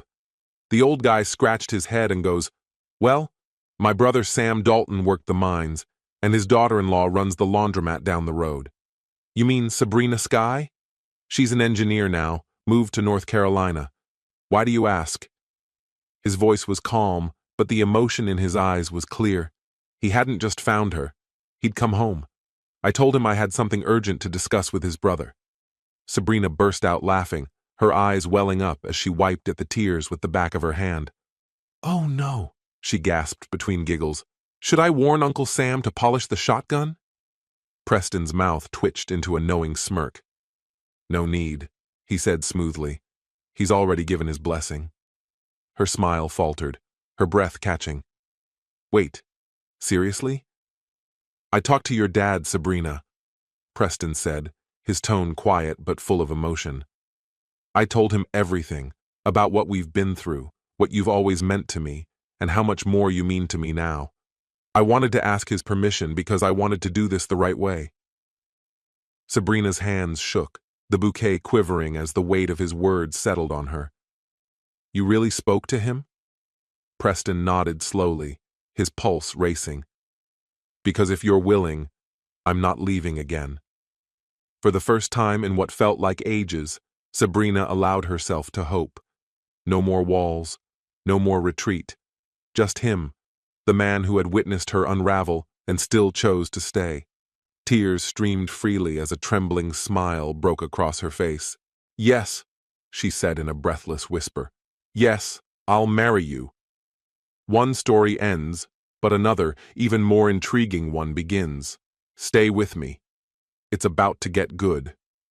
I've long believed that the most lasting creations come from deliberate, measured work. In architecture, rushing leads to mistakes, imperfections hidden in the structure until, eventually, the whole thing collapses. I've come to understand that justice, too, demands time. When my wife, Vanessa, accused me of abuse, people didn't hesitate. They instantly sided with her. The authorities, mutual friends, my colleagues. Even my mother's first question was whether I'd started therapy. But I hadn't been idle. Long before Vanessa made her move, I was already preparing, constructing my defense with the same precision I used in designing the downtown library, the project that secured my place in the field. Some would have called it paranoia. I called it foresight.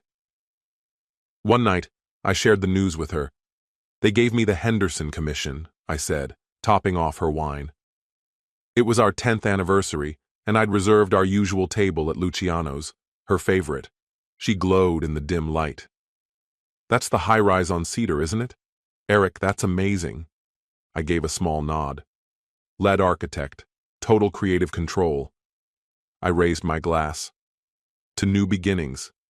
She clinked her glass against mine, the flicker of candlelight catching on her wedding ring. I watched her, her chestnut hair falling in soft waves, that black dress I'd gifted her last Christmas hugging her frame perfectly. "You deserve this," she said, her fingers tightening around mine. "No one puts in more hours than you do." And I believed her. I believed in the life we'd built, the picture-perfect couple. Me, the driven architect. Her, the poised event planner. We threw parties that became the talk of our neighborhood. Our colonial-style home in Oakwood Heights had even been featured in a lifestyle magazine. We vacationed in St. Barth's, curating sun-drenched posts like everyone else. That night, we were intimate with the passion of a couple still in love, or so I thought. Looking back, the signs were glaring. How she always turned her phone face down when I walked in. The mysterious hotel charges, the increasingly frequent event nights that left no trace in her digital calendar. Architecture had trained my eyes to detect instability. The first unmistakable warning came 6 months before everything unraveled. I'd flown to Chicago for a conference, but a burst pipe forced an early end. Instead of calling her, I took an Uber home unannounced. The house was quiet when I arrived, though her car was out front. I set my bag down gently and listened. Then I heard it, her laughter upstairs, followed by a man's voice. I could have barged in, confronted them both.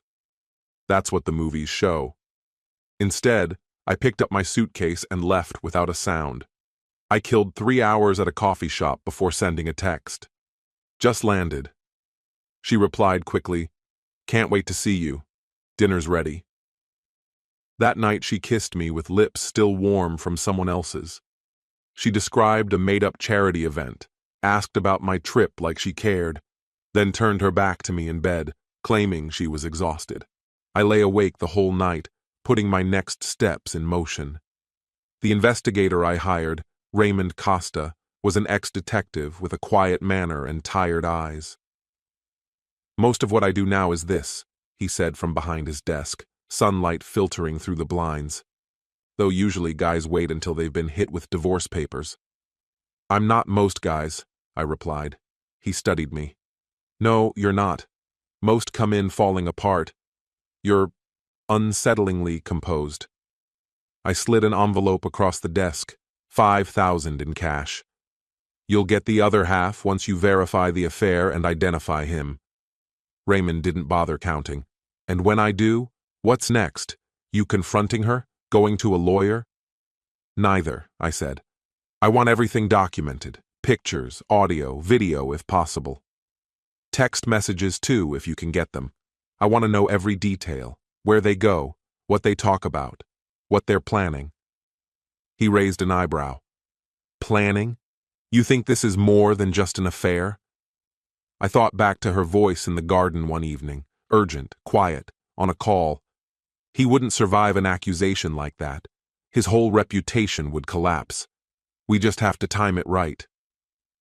"Yes," I said. "I think it goes deeper." The recording gear Raymond gave me was astonishingly small, each device no larger than a thumb drive. I placed them carefully, beneath the hallway console table, behind the vanity mirror, in the bookshelf, even one hidden in my own office, all linked to a secure cloud account she didn't know existed. I became obsessive. I logged her every move, comparing what she said to what I observed. I installed a tracker on her car, monitored every charge, every transfer. I kept detailed notes, every lie, every discrepancy, no matter how minor. When she said she was having lunch with Melanie from college, I already had photos of her and him at the Edgewater Hotel. When she claimed to be preparing the Thompsons' anniversary party, I had her on video entering his penthouse downtown. At last, I had a name to match the image that had haunted me. Mark Renard. A heavyweight in the real estate world, wealthy beyond measure, and most importantly, very much a married man. I had spent endless hours piecing together his life, the massive developments his firm had overseen, the philanthropic ventures he and his wife Catherine endorsed, the polished interviews where he championed values like family, ethics, and civic duty. I traced the elite schools his children were enrolled in, the sprawling Aspen property they escaped to for ski weekends, the exclusive galas they frequented. Each new fact was a tile in a mosaic, and once it began to form a coherent picture, my disorientation shifted to resolve. So when Sophie, Vanessa's longtime confidant, called out of the blue, I wasn't entirely shocked. Still, her timing left me breathless. "Eric, I'm not sure how to say this," she said, her voice unsteady over the hum of passing traffic. She was driving. "Vanessa came to see me yesterday. She was bruised. Said things between you two are getting worse." My fingers tightened around the phone, though I kept my voice level. "That's concerning. Did she tell you when this supposedly happened?" "She said last weekend," Sophie answered. "Apparently there was some kind of argument. About that charity gala, I think." "Sophie," I said gently, cutting in. "I was in Portland the entire weekend. The Western Architecture Symposium. From Friday through Sunday, I was on panels, at dinners. There are hundreds of people who saw me there." Silence stretched out on the line. "Did she say, specifically, that I hurt her?" "Not directly," she confessed. "But she made it sound that way." "I understand." I exhaled, carefully weighing my next words. "Thank you for telling me. Vanessa's clearly going through something, but be careful what conclusions you draw. Not everything is as it seems." When the call ended, I opened my notebook and reviewed my notes. That same weekend, Vanessa hadn't been home at all. She'd stayed both nights at Mark's penthouse.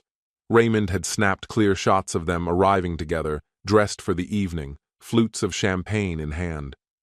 The bruises, she claimed? They had nothing to do with me. Her accusations had come sooner than I expected, but I wasn't caught off guard. 2 days later, I pulled into the driveway to find a police cruiser parked at the curb. 2 officers, one male, one female, stood waiting on the porch, their expressions unreadable. "Mr. Lawson," the woman said. "I'm Officer Chen. This is Officer Baxter. We're here regarding a domestic violence report," Baxter added, voice firm. I nodded without flinching. "Of course. Would you prefer to come inside?" "Actually," Officer Chen said, "we're here to deliver an emergency protective order, filed by your wife. She's made formal allegations of emotional and physical abuse," Baxter continued. Though my heart began to race, I kept my features composed. "I understand. May I see the paperwork?" He handed it over. I scanned the document quickly, my eye catching every word with the precision I'd honed as an architect. Vanessa had accused me of a full year of abusive behavior, manipulating her schedule, reading her messages, yelling frequently, culminating in a violent episode where I allegedly shoved her against a wall and tried to strangle her. On a Tuesday night when I'd been at dinner with a client and 5 other professionals, one of them the senior partner at my firm. "I know this is difficult," Officer Chen said, mistaking my silence for shock. "You're allowed to collect basic personal items. After that, you'll need to vacate the home. Until the hearing, you're prohibited from contacting your wife or entering the property." I met her gaze. "May I start gathering my things?" "Yes. We'll accompany you," Baxter responded. Inside, I moved quickly, my laptop, some clothing, and the lockbox I kept in the office drawer. I noticed the empty spaces where Vanessa's photos had once been. She'd been preparing for this, setting the stage long before she delivered the performance. "Do you have a place to go?" Baxter asked as I closed the front door, maybe for the last time. "I do," I replied. "I'll be all right." As the cruiser pulled away, I caught a glimpse of movement behind an upstairs curtain. Vanessa. Watching. Maybe waiting for a reaction. But I didn't break. I simply got into my car and drove away, the lockbox, my insurance policy, resting on the passenger seat. The hotel room I checked into was simple, neat, and anonymous. I sat at the desk, opened my laptop, and pulled up the new photos Raymond had sent. His work was impeccable. Vanessa entering Mark's building the night before, and again that morning. Their goodbye kiss, framed perfectly in the garage's security lighting. I had seen the restraining order coming, though I hadn't expected her to move this quickly. She wasn't wasting time, which meant I couldn't either. My phone was lit up with messages from colleagues and friends, all variations on the same theme. "What's going on? Is it true?" I ignored them, for now. There was only one call I needed to make. I dialed Robert, the managing partner at my firm. "Eric," he answered immediately, his voice heavy. "I just got word. The partners are meeting first thing tomorrow to discuss everything." "I understand," I told him. "The firm's reputation has to come first. These are serious claims." "I know about the Henderson project," I said evenly, cutting in. "You'll have to assign it to someone else for now. That's not the reason I reached out." "Then what is?" he asked. "I need your confidence in me, Robert," I replied. "We've worked together for 15 years. You've known Vanessa for 5. That history should count for something. I'm asking you to hold off. The hearing is scheduled for next Friday. Please don't make any irreversible choices before then." He exhaled slowly, the tension audible through the line. "The client's already poking around." "If you back me and the truth comes out in my favor, it'll strengthen the firm's reputation," I added, finishing the thought he hadn't said. "Imagine the headline." The silence that followed dragged on. Finally, he spoke. "1 week, Eric. That's all I can spare." That was all I needed. Predictably, The media swarmed the story like a pack of hungry predators. A well-regarded architect, known in civic circles, accused by his brave wife. Scandalous gold. They held nothing back. Prominent architect accused of domestic violence. Vanessa Lawson speaks out. I was afraid every day. Violence behind the perfect facade.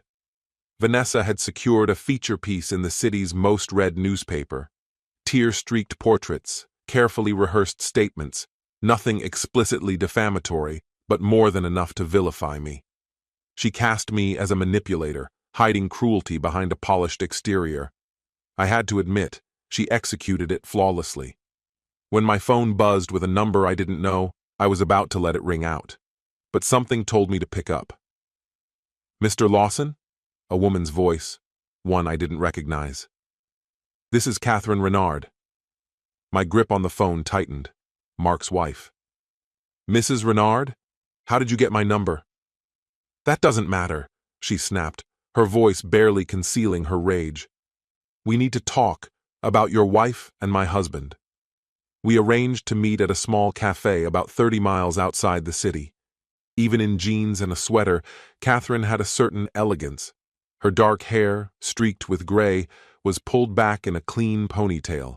The only clue to her emotional state was the faint swelling around her eyes. This came yesterday, she said without preamble, pushing a manila envelope across the table. No return address, but I think you'll recognize what's inside. I opened it carefully. Photos, Vanessa and Mark, wrapped in each other's arms, kissing in his car, entering hotels, sharing intimate dinners. I'd already seen similar ones. I didn't send these, I told her truthfully. She studied my face. But you were aware? Yes. How long? 6 months or so, I admitted, though I suspect it began before that. She took a slow sip from her cup. And the abuse accusations, are they real? No, they're fabricated. I figured as much, she said, leaning closer. Mark's been acting strangely, guarded. I went through our finances. What did you find? He's been funneling money out, starting 3 months back. Always just under the radar, so no alerts are triggered. That was new information for me. You think they're up to something? I do, she replied. Once your reputation's in ruins, once they've squeezed us for everything, they'll vanish. I sat in silence, plans beginning to rearrange themselves in my mind. What is it that you want, Mrs. Renard? Her eyes sharpened. What you want, Mr. Lawson, justice. The week before the hearing passed in a blur. Non-stop meetings, strategy sessions, late nights compiling evidence. My attorney, James Harrington, and I crafted a case so solid it felt bulletproof. We had GPS data disproving Vanessa's claims, photos of her with Mark, and most crucially, audio recordings taken in our kitchen 3 weeks before she went public. Her voice was unmistakable. Once the restraining order's done, we file for divorce. His firm has a moral conduct clause. He'll be pulled from the Henderson job, maybe fired. I get the house, alimony, half his retirement. Then Mark, his tone smug and self-satisfied. And we walk away clean, no consequences for us. And finally, Vanessa's bitter laugh. He still believes I love him. This is almost too easy. James let out a low whistle after hearing the clip. This is airtight. Did you see this coming? I started noticing cracks, I replied, but I only began putting it together when I realized what she was really after. Well, whatever you want to call it, this will dismantle her entire narrative, he said, flipping through the files. Look here. Every date she says you assaulted her, you've got concrete proof you weren't even in the city, hotel stays, business conference records, witnesses. She didn't even try to cover her lies. Vanessa always thought I was blind, I said, almost to myself. She never imagined I'd fight back. James leaned in, his tone shifting. We could strike first, file a countersuit, leak parts of this to the press. No, I said firmly. I held firm. We would wait. Let her construct her illusion to its fullest. The taller the tale, the more devastating its fall. James glanced over, brows arched in quiet apprehension. "This is your reputation, your whole career," he murmured. "I'm aware," I interrupted, calm but clipped. "It's a temporary hit, as long as we time it perfectly. Trust me." The courtroom was packed wall to wall when the hearing for the restraining order kicked off. Vanessa sat next to her attorney, a sharp-featured woman clad in a designer blazer, radiating practiced poise. Vanessa had curated her appearance with precision: understated makeup, a modest navy dress, and hair drawn back in deliberate simplicity. She rarely met anyone's gaze, occasionally blotting her eyes with a tissue. I sat beside James, my posture composed, expression unreadable. The scrutiny in the room was palpable. Spectators stared, reporters scribbled, eyes eager for a headline. In their minds, I was already the antagonist. Vanessa's lawyer opened with a carefully plotted narrative of coercion and alleged abuse. Then Vanessa took the stand, voice trembling as she recounted fabrications with rehearsed sincerity. Her tears came on cue. She had a gift for performance. "And on April 17th? Her attorney prompted. Vanessa's shoulders slumped, as if reliving trauma. "We argued because I wanted to go to a fundraiser alone," she whispered. "When I turned away, he grabbed me by the neck and slammed me into the wall. He told me if I embarrassed him again, I'd pay for it." "Objection, Your Honor," James said with calm precision. "May we approach the bench?" He passed a folder to the judge. "Your Honor, we have indisputable proof Mr. Lawson wasn't even in the city on April 17th, James continued. "He was in Portland, attending a professional symposium. Attendee lists, hotel records, time-stamped photographs, and multiple witnesses confirm this." The judge's brow knitted as he examined the documents: sign-in sheets, hotel bills, snapshots from the event, and colleague testimonies. "Ms. Lawson," he said, peering down from the bench, "these records directly contradict your account. How do you explain that?" Vanessa flicked her eyes toward her lawyer, uncertain. I might have mixed up the dates," she said, faltering. "It happened. Maybe earlier that week?" James handed over another file. "We've accounted for Mr. Lawson's whereabouts for that entire week. Every engagement, every commitment, all corroborated." The judge's voice sharpened. "Ms. Lawson, are you absolutely certain about the truth of your claims?" "I am," she insisted, her voice cracking. "He's manipulating all of this. He's always controlled me, every move I make." James responded coolly.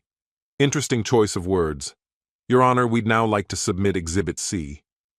The bailiff distributed another set of documents. This time, a detailed report from Raymond, our private investigator. It exposed Vanessa's actual activities during the alleged abuse period: meetings with Mark Renard at hotels, dinner dates while I worked late, overnights at his penthouse suite. Vanessa paled visibly. "And finally," James added, "we submit audio recordings. These capture Ms. Lawson planning to fabricate abuse claims in order to secure an advantage during divorce proceedings." The courtroom fell utterly silent as the recording played. Vanessa's voice rang out, unmistakable and unrepentant, outlining her scheme to destroy me. Her laughter, her smug certainty that I would crumble. Then Mark chimed in, speaking of the wealth they'd enjoy together once the settlement went through. The room stirred with gasps. "Your Honor," Vanessa's attorney began to speak. "These recordings were made inside her residence," James cut in. "She had no reasonable expectation of privacy. And their contents are clear. This was an orchestrated attempt to mislead the court." The judge's expression darkened considerably. "We'll take a 15-minute recess." In the corridor outside, James leaned toward me. "She's finished. This won't just be dismissed. The DA might pursue charges: false testimony, fraud, perjury." I gave a slow nod, eyes fixed on Vanessa as she huddled with her lawyer, unraveling before our eyes. "There's more," I told him. "Catherine Renard filed for divorce yesterday. She's frozen their accounts. James raised his eyebrows, impressed. You've done your homework. Let's call it being meticulous. When court resumed, Vanessa's attorney wasted no time in moving to withdraw the restraining order request. The judge approved it, then turned to address Vanessa directly. Ms. Lawson, the evidence brought forward today is deeply disturbing. This court takes claims of abuse with the highest seriousness, as it must. False accusations do real harm. They endanger justice and silence true victims. I am referring this matter to the district attorney for potential criminal prosecution. You may leave. Vanessa fled the courtroom, reporters swarming behind her, shouting questions. The tide had turned. The story was already shifting. The consequences came swiftly. That evening, the news outlets had updated their headlines. Acclaimed architect vindicated. Wife's false allegations exposed. By morning, the full exposé was live, complete with clips from the damning audio. Public sentiment turned on Vanessa like a storm. The very forums that once celebrated her courage now labeled her a conniving fraud. My phone lit up constantly. Texts and calls poured in from peers and acquaintances, expressing their regrets for ever doubting me. Even Robert reached out to say the Henderson account was back under my direction, fully supported by the client. The partners are drafting a public statement backing you, he said. It's an opportunity to show that we defend our people and value integrity. I acknowledged their support with quiet professionalism, neither gloating nor bitter. In the public eye, I was the composed husband, wrongly accused but resolute, trusting the process and asking only that the truth prevail. Privately, I tracked the collapse of Vanessa's world with careful detachment. The district attorney brought charges against her, filing a false report, perjury, and attempted fraud. Her attorney withdrew, citing irreconcilable strategic differences. Former allies began to vanish, statements of support deleted, phone calls unreturned. The non-profit board she'd been part of quietly removed all mention of her. Mark Renard didn't escape unscathed. Catherine's divorce filing detailed both his infidelities and shady financial maneuvers. His business associates, hoping to limit the damage, bought out his shares at a drastically reduced valuation. A local business journal published a scathing profile, complete with damning quotes from ex-colleagues who long suspected his ethics were questionable. Just 3 days after the hearing, Raymond called with an update. Vanessa had packed up and left, taking only personal items and clothing. She'd checked into a mid-range airport hotel, alone. Mark, on the other hand, had retreated to his Aspen home and disconnected his phone. She tried charging something to your joint credit card, Raymond said. Declined. Looks like reality's catching up with her. I listened in silence. Keep watching, I told him. Let me know if anything changes. I had already filed for divorce, citing betrayal and deception. My new attorney, one of the state's most formidable, was certain Vanessa wouldn't walk away with a dime. No spousal support, no shared assets. Her name would be removed from all financial accounts. The house would remain solely mine. She's lucky if she avoids a prison sentence, he told me. The DA's intent on sending a message. False allegations are politically hot right now. I nodded slowly. I don't want her jailed, I said. I just want the truth acknowledged. We both understood, though, that the deeper punishment was already underway. Her name was tarnished beyond repair, her social standing obliterated, her career beyond salvage. That was the real penalty, one that wouldn't fade. Exactly 7 days after the hearing, Vanessa called. Her name flashed on my screen. I hesitated before answering. Curiosity got the better of me. Vanessa, I said. Eric. Her voice was ragged, like it had been wrung through days of crying. Can we talk? There's nothing left to discuss, I replied. Contact my attorney. Please, she interrupted. Just 5 minutes. In person. That's all I'm asking. I shouldn't have said yes. There was no gain, nothing to be learned. But a part of me wanted her to see me now, whole, untouched, Wanted her to understand that I'd survived what she tried to destroy. We met at a park, on a bench within view of the lot. Neutral territory. Public. Safe. She looked like a faded version of the woman I had once married. No designer labels, just jeans and a simple sweater. Her hair was pulled back, unstyled. The confidence she once radiated was gone. "Thanks for coming," she murmured, eyes downcast. I sat at the edge of the bench. "You've got 5 minutes," I said. She fidgeted with her hands. "I know I can't fix any of this," she began, "but I need you to know I never meant for things to spiral like that. It was Mark, he—" "Stop," I said, my voice firm and even. "Don't lie to me again. I heard the recordings. This wasn't him, it was you, your plan, your voice, your lies." She flinched. "You were always watching, always recording." After a moment, she asked, "How long were you gathering evidence?" "Since I first suspected the affair. 6 months." She looked stunned. "I thought I was in control the entire time. I really believed you had no clue." "You underestimated me," I said plainly. "You always did." "And Mark?" she asked. "Was he part of your setup too?" A trace of a smile touched my lips. Catherine Renard is a sharp woman.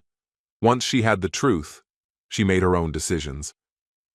Vanessa glanced across the park, watching kids laugh and play while their parents chatted nearby, simple, untouched scenes of family life. "I've lost everything," she said, barely above a whisper. "Friends, work, even potential employers won't touch me. Everyone knows my face now. The legal fees alone." She hesitated before finally locking eyes with me. "Tell me, Eric, what is it you really want from me? Do you need an apology? Should I grovel? Be shamed in front of everyone? Just say it. What would make you feel like this is resolved?" I studied her face, the same one I'd once envisioned beside me in the life I thought we'd share. But watching her unravel gave me no gratification. Her distress didn't satisfy me. What I felt was more akin to resolution, a clean, calculated closure, the kind an engineer appreciates. "You're missing the point, Vanessa," I said calmly. "I don't need anything from you. I'm not after vengeance or regret. I just removed a source of harm from my life."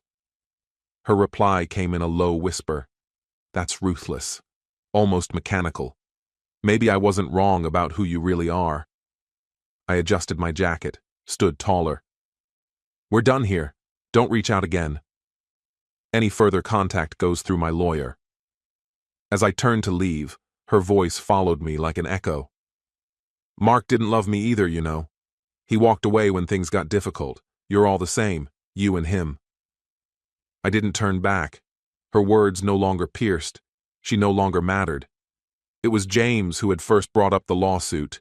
Defamation, malicious claims, emotional damages. He rattled them off like line items on a spreadsheet. He presented the fallout clearly.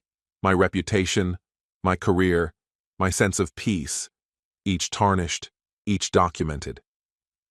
"We could easily win a 7-figure settlement," he had said. I hesitated.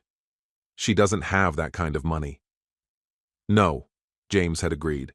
"But Mark Renard does, and we've got enough evidence to tie him into this mess." Mark and Catherine's divorce was still unresolved. They were in the middle of dividing their assets. A financial judgment against him would tilt the scales. I gave it real thought. This wasn't about the cash. I didn't need it. My professional life hadn't just recovered. It had taken off. The Henderson contract was ahead of deadlines, and I was on the verge of a partnership. But the legal win, that would be the final brick in the foundation I'd been rebuilding all year. "File everything," I told James. It never reached trial. Renard's legal team, already floundering under the weight of the divorce, opted for a settlement. The agreed-upon amount, $2 million, was largely symbolic. Mark footed most of the bill. Vanessa's share was small, probably never to be collected. A key clause required them to publicly retract the lies and issue a formal apology. It appeared in the same publication that had run Vanessa's initial hit piece. The headline might as well have read, "Justice, Engineered to Spec." 1 year to the day from that legal resolution, I stood on the rooftop of the Henderson building, my building, gazing out at the city from the observation deck. From 42 stories up, the streets below resembled the architectural renderings I'd studied for years. Tiny, deliberate, ordered. The river below shimmered in the sunlight, carving a path through downtown like a silver vein. My phone buzzed. A message from Catherine Renard. "Final divorce signed today. Thanks for everything. Dinner soon?" Over the past year, we'd quietly built something resembling a friendship. Not romantic, we were both still healing, but we got each other. We were survivors of the same kind of betrayal. I replied, "Congrats. Dinner sounds good." Though I never asked him to, Raymond had kept tabs on Vanessa. Old habit, maybe. She had relocated 6 months earlier, now working as an assistant at a modest event planning company in a quiet town, miles away from the high-profile career she once flaunted. Her new life was simple, her apartment filled with hand-me-down furniture, a clean slate built from the remnants of the old one. Mark hadn't fallen quite so far. Old money cushioned his landing, but his professional reputation was in tatters. The scandal followed him like a foul stench. Investors withdrew, projects collapsed. Catherine took the Aspen property and the bulk of the liquid assets in the divorce. As for me, what I had was entirely of my own making. My name, my career, my home. Restored, even elevated. The way I had handled the aftermath brought in speaking engagements, articles, accolades. In the architectural world, I had become a symbol of fortitude. Still, on some nights, I'd instinctively reach for someone no longer there, only to meet cool, empty sheets. The quiet in my home could feel vast after a long day, so I filled it with music, with friends. I dated here and there, but with caution. Trust came slowly now. Maybe that was just part of the cost. In every way that counted, I had come out on top. Yet even as I stood there, looking over a skyline I had helped shape, her words came back to me, clinical, calculated. Maybe she hadn't been entirely wrong. I had approached her betrayal like I would an engineering defect, methodically, deliberately, with a focus on stability and endurance. I had disassembled the wreckage and rebuilt from the ground up with the same care I gave my buildings. But unlike revenge, buildings endure. They offer shelter, purpose, beauty, legacy. What I had constructed as revenge had served its purpose. It was complete. Now it was time to move forward, to design something enduring, not out of anger, but out of vision. I gave the city one last look, then stepped away from the edge. There was more to create. Our story has come to an end. What do you think about this story? Share your thoughts in the comments. And if you enjoyed the way I tell stories, head over to my channel and check out my other videos. May the force be with you. See you soon, my friend.